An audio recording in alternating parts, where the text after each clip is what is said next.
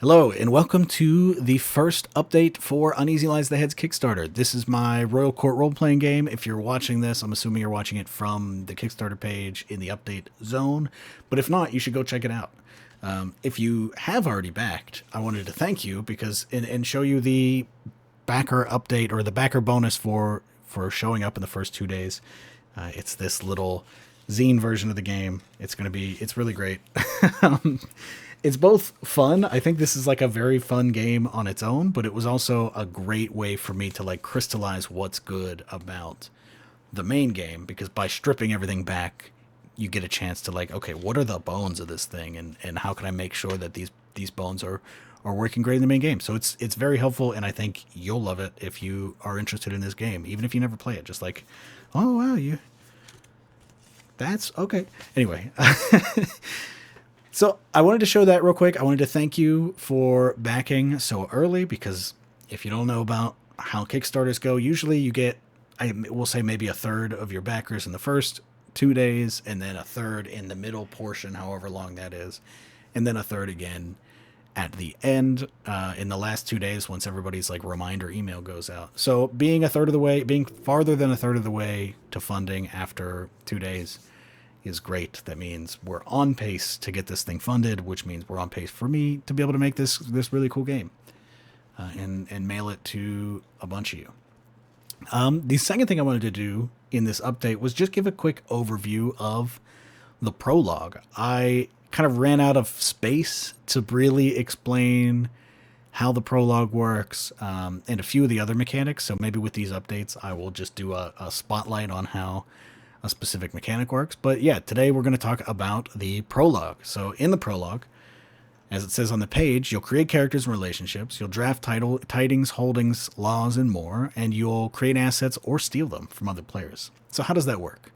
Let's go over here to my Miro board where I am doing all of my digital playtests. There's a few in-person playtests that you won't be able to see here, but yeah, I'm running the game out of this board. It's sort of fractaling outwards. So we started with very, very early version of it, which we don't need to talk about. Don't get distracted, Adam. Head on over to the most recent one. Yeah, the prologue functions in a couple of ways. First is a tone setting thing where I have a list.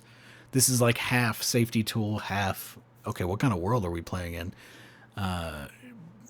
Rolled into one where you have a list of things, and this isn't a complete list yet because I really need to sit down and think on it, but a list of things that show up in these Royal Court stories, because the reality is that, of course, the Royal Courts were predicated on horrific violence, whether direct, obvious violence within the court or just sort of the structural violence of like these people are held above society. And to do that, of course, you have to be violent to whatever the underclass is at that time, whether that's peasantry or later, the budding proletariat, etc., etc.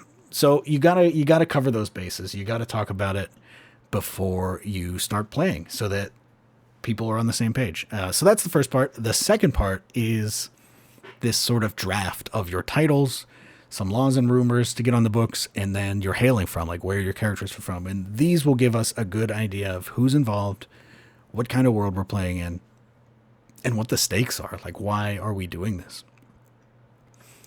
And the way it works is everybody just gets 3 turns. They get to take 3 things from these lists, and those are going to let them create or steal assets from other players. The assets, of course, are going to be, if you're playing at your table, note cards. So they'll be written down on note cards, kind of like this. This is the one I have on hand. It's all folded up in junk, but they'll be written on note cards just like this, where you have the title of the thing in the center, and then you have 4 marginalia on the outside, which are either descriptors or just anything, right? Like Uriel here is a prophet, judge, soldier, executioner. Nice and simple. Whereas Lord Roger, God-fearing, anti-magic, claimant to the throne, Duke of Balwick, and then just has this belief down here that a child cannot rule in times like these. So you can do all kinds of stuff with the margins, which is relevant later in the game because that's the things that you tear off when bad things happen to you. So it'll be exciting if this playtest continues, to see what happens when if Roger has to tear off God-fearing and anti-magic. Like, is that Roger embracing, like, the inner wizard in him, or what? Or ripping off a child cannot rule in times like these suddenly gets behind where'd it go? Gets behind the child ruler, Phoebe, who has a rat's tail, loves the kingdom, walks among the public anonymously, right? Like, that's how these things are exciting. But anyway, back to the prologue. I just love this game, so I get distracted talking about parts that I really like. So titles, when you choose a title like the Monarch, which nobody did here, you get that title. That becomes true about you. Like, if I choose the Monarch, my character, they're the Monarch. And then I will create an artifact that represents your title. Maybe if I chose the Monarch, that's just my crown. That's the crown that represents my title. And then you get 2 cards, right? So if it was the beginning of the game, so here's my template, and all of the cards, so it's just the face cards and faces and aces from the 4 suits. If all of the cards, or if the card that you're given, so the King of Diamonds and King of Clubs is what, why am I pointing at my screen? King of Diamonds and King of Clubs is what the Monarch gets. If it's here, you just take it and you'll create a new thing.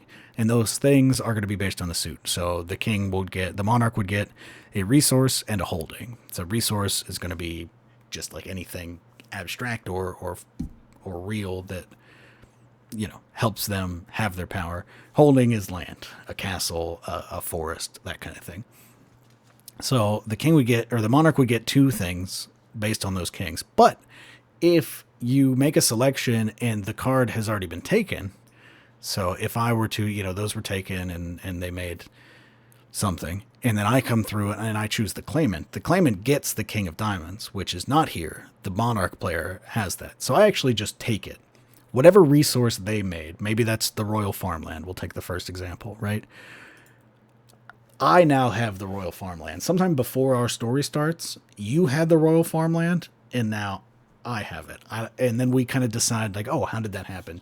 Was this like a military conquest? Was this a legal battle? Is it just like why do I own it and you used to? And how's that feel?